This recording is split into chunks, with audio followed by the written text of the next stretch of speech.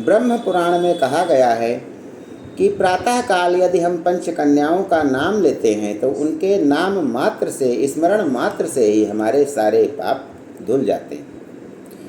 और वे पंच कन्याएँ कही गई हैं, अहिल्या, तारा, मंदोदरी, कुंती और द्रौपदी। तो ये तो सभी शादीशुदा स्त्रियां थीं। आखिर इनको कन्या क्यों कहा गया है? तो आइए ज्ञान गंगा के इस 3 पत्ती में जानते हैं कि इन्हें आखिर कन्या क्यों कहा गया है। पहला नाम आता है अहिल्या का। अहिल्या जिसे ब्रह्मा जी ने खुद बनाया था और इनका विवाह गौतम ऋषि से हुआ था। ये इतनी सुंदर थीं कि स्वर्ग के राजा इंद्र भी इनसे सहवास करना चाहते थे। और एक दिन गौतम ऋषि जब बाहर जाते हैं नदी में स्नान करने के लिए, तो इंद्र इनसे छल पूर्वक गौतम ऋषि का वेश धारण कर इनसे संभोग करते हैं। इसका मतलब यह है कि हमारे सारे देवता यही जानते थे, मनचाहा वेश किसी भी समय बना सकते थे। इंद्र ने भी वैसे ही किया। गौतम ऋषि को जब आभास होता है कि अभी प्रातः काल नहीं हुआ है, ब्रह्म मुहूर्त नहीं है, रात ही है, तो वो वापस आते हैं और तब उन्हें इंद्र अहिल्या के कक्ष से बाहर निकलते हुए मिलते हैं। गौतम ऋषि अहिल्या और इंद्र दोनों को शापित कर देते हैं।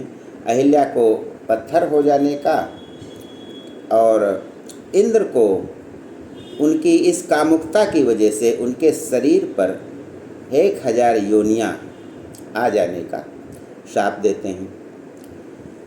दोनों जब काफ़ी अनुनय विनय करते हैं तो अहिल्या के लिए कह दिया जाता है कि भगवान श्री राम त्रेता युग में आएंगे और उनके चरण स्पर्श से तुम पुनः स्त्री बन जाओगी। तो इनके साथ अन्याय हुआ है। दूसरी है तारा।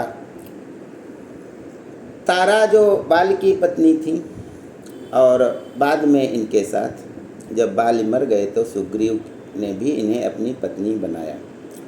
मंदोदरी रावण की पत्नी थी। रावण जब मर गया तो रावण का भाई विभीषण, उसने भी इन्हें अपनी पत्नी के रूप में स्वीकार किया। कुंती को जो दुर्वासा ऋषि एक मंत्र देते हैं जिस किसी भी देवता को बुला सके, तो कुंती सूर्य देव को बुलाती हैं और उनसे एक बच्चा कर्ण पैदा होता है। द्रौपदी तो अर्जुन को के साथ उनका विवाह हुआ था, किंतु 5 पांडव उनको पति के रूप में स्वीकार करने पड़ते हैं। तो इस प्रकार से इन सभी स्त्रियों का एक से अधिक पुरुषों के साथ, चाहे मन से हो चाहे बेमन से हो, चाहे मजबूरी वश रहा हो, अनेक पुरुषों के साथ इनका एक से अधिक पुरुषों के साथ संबंध रहा है।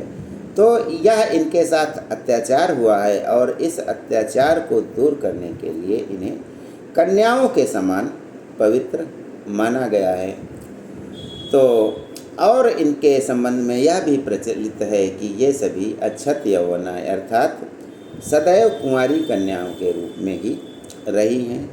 भले वे एक पुरुष से के साथ संभोग करके दूसरे के पास गई हैं, तो वे कन्याओं के रूप में ही रही हैं, यानी इनका कौमार्य भंग नहीं हुआ है, ऐसा इनको वरदान था। तो ये 5 कन्याएं महिलाएं होते हुए भी ये कन्याओं के समान पूज्य मानी गई हैं। ज्ञान गंगा में बस आज इतना ही। जय हिंद, जय भारत।